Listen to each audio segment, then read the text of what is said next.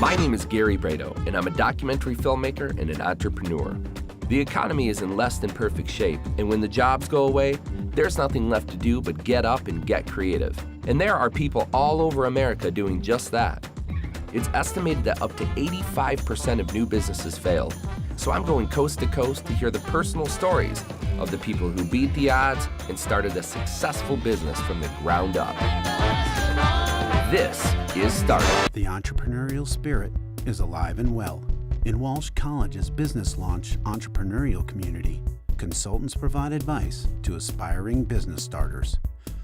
More information available online.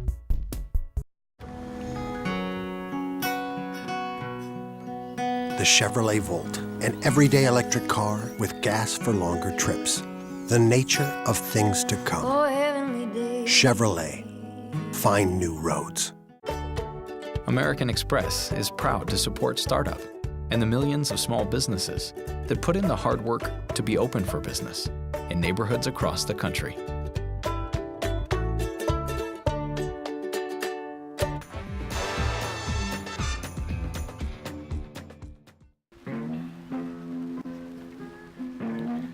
I'm on Russell Street in Detroit, Michigan, and we're gonna go talk to Robert and Robert, who with their third partner, Sherry, created the Detroit Mercantile Company. There's definitely been a shift in consumer consciousness about how products are being made. So with their years of experience and the general store concept, these three are creating one of Detroit's most memorable retail experiences. Let's go hear their story. Americans are definitely spending more at retail giants than they are at independent retailers. But the fight for market share continues to play out on a local level. Independent retailers are attracting longtime customers due to their unique store presence and ability to carry hard-to-find products. Rob and Robert took their experience in small business, combined with their love for Detroit, and started the Detroit Mercantile Company, a unique store that offers a curated collection of new and vintage items. In starting the store, what did it take? What were the beginnings of the Detroit Mercantile Company? The whole store started with the big front counter. We knew we wanted to do sort of a mercantile feel to it, so we located this old 1900s counter and set that in place. Said, okay, let's build the store around that. The space we're in right now, Robert had been using the space for a couple years for his own warehousing and online fulfillment for Detroit manufacturing in his office. It was a pretty, bare bones, warehousey looking place. It was almost unleasable. People didn't think that this was a good spot for retail. They thought it was too far away from the Eastern markets and you're in a residential building. For all the reasons why nobody else liked it was the reason we looked at it, said this is exactly why it should be a retail space. It's not right in the market. It's one of the places that you can, in the Eastern Market District, where you can actually park in front of the place that you're trying to get to, as opposed to having to park and walk a few blocks. Did you guys have to take out a personal loan or a business loan?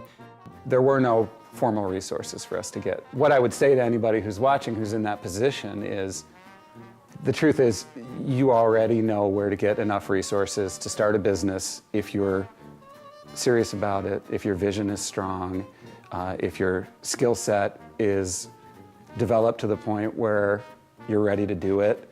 The resources are really there, and enough to get started and enough to test your vision out. And you said the formal resources just aren't there. You mean the banks aren't giving money out? No. The process, especially for new retail outside the Eastern market, off the beaten path. No. In 2007, Americans spent an average of $2,520 at their local independent retailer.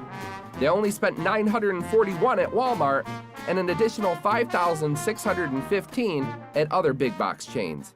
What are you holding? The term for it, there's a couple terms for it. It's called Fordite or Detroit agate. It's a material that's been used for years. People have been making jewelry or paperweights or other crafts out of it, but it's one of the things, it's got a good tie to Detroit or Michigan, the region.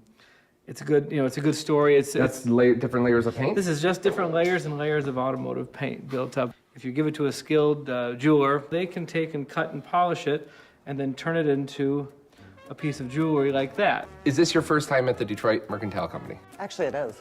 It is? It is. What is the vibe and the feeling that you get when you walk into the store? It's Detroit. It really is. Why? You know what? I've always gone, and most Detroiters always know, they know the Deli and the Alley, which is huge on Wayne State. This is the vibe. This is Detroit. This is the Eastern Market.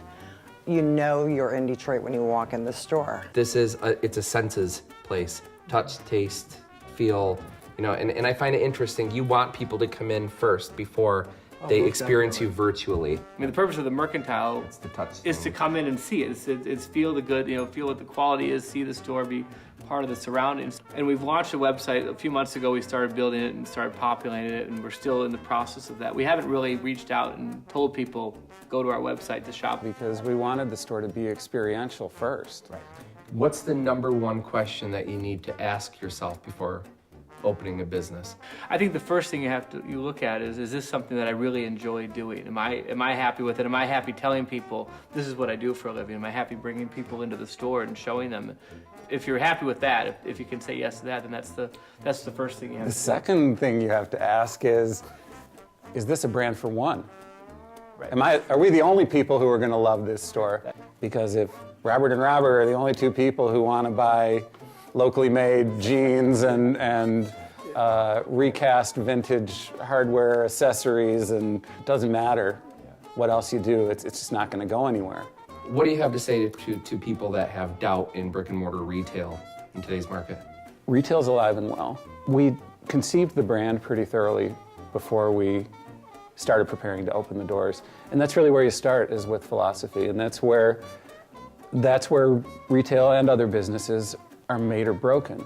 If you know who your customer is and your customer really exists, retail's a great business to be in. Consumerism for the sake of consumerism is not what's important, and that's not what in our store, if anything, is not about that. It's about finding really high quality things and good things that are locally produced and are important, and connecting people with that. And I think it's a real shift. We feel like the value proposition in 21st century retail is different, and that we're just at the front end of the market in that respect. Americans spent $177 billion on apparel in 2009 and $88.8 billion on furniture. Can you explain to me what your greatest hardship or lesson learned in business to this day would be, so that maybe somebody else could take it and not have to make the same mistake? Mine would be not to take things personally. As with any business or any relationship, there are some people in the world that just aren't nice to deal with. 10,000 other people that you can work with that'll be happy to work with you, and other products and other services, and just go find what is easy to work with and has the same vision that you have, and don't take any of it personally. That's how I Hard lessons build character. No, most definitely. The biggest lesson I think that I've learned in owning and running my own business is to know what you do and know what you don't do. It's important to me to know what I'm doing and know why I'm doing it, and to operate according to that every day. So stay within your own rules, standards, and guidelines that you've set for yourself. Absolutely. And don't let maybe dollar signs or anything Short-term else. opportunities. Yep. Cloud that. Big dollar signs. Unless they're really Really big big dollar signs. Lesson learned, okay? Add 2 zeros and I might compromise. Exactly, sometimes. Ugh, I don't know. Well, thank you guys so much for thank talking you so with much. me. I appreciate it. really appreciate it. That was great. Thank you. Thanks for coming. You should never be willing to sacrifice the integrity of your brand.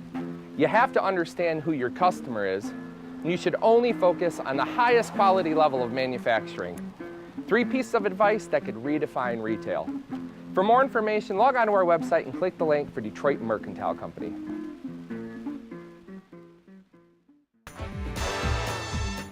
Visit our website at startup-usa.com and like us on Facebook and follow us on Twitter. What do you call organic food? What did they call organic food in 1950? No idea. Food. Exactly. Exactly.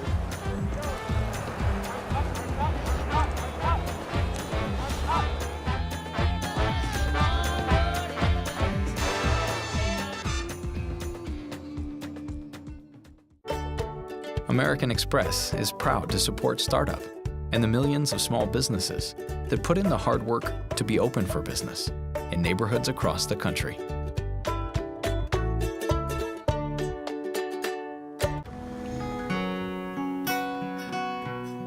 The Chevrolet Volt, an everyday electric car with gas for longer trips. The nature of things to come. Chevrolet. Find new roads. The entrepreneurial spirit is alive and well.